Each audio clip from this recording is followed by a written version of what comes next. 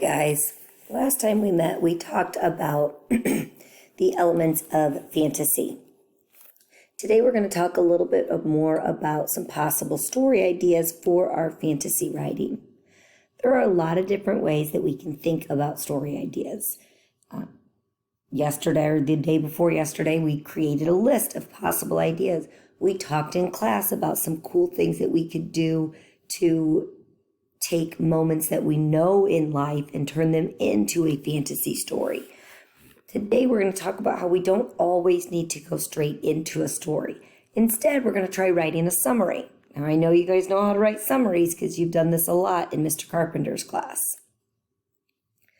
Some possible fantasy fiction ideas that we talked about are, among others, supernatural occurrences, characters with magical powers, items or things with magical powers, animals with human characteristics, things with human characteristics, real people in fantastic places, fantastic creatures or characters in real situations, fantasy and realistic details, and some serious themes are all some items that may be included in your fantasy fiction.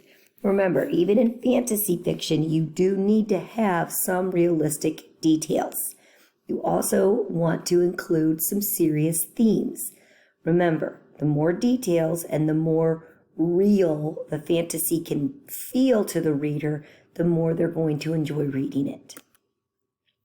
Pre-writing, that's what we're going to do today, should include the following information.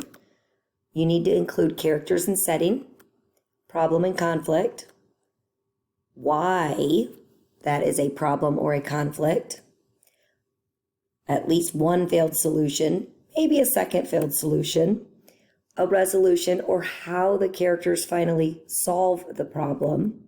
And of course, you always want to include the lesson that your characters are learning.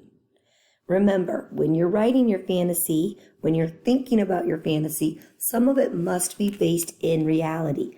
That's going to allow you to make sure to keep the story feeling real for your readers. So today what you're going to do is you're going to think about some of those story ideas. Some of you have one or two ideas. Some of you have a whole list of ideas. And all you're going to need to do today is take one or two of those ideas and write a 1 to 2 paragraph summary of what your story might be about. What could your story be about in just a summary or two? Remember in your summary to include an outline of your story, beginning, middle, end,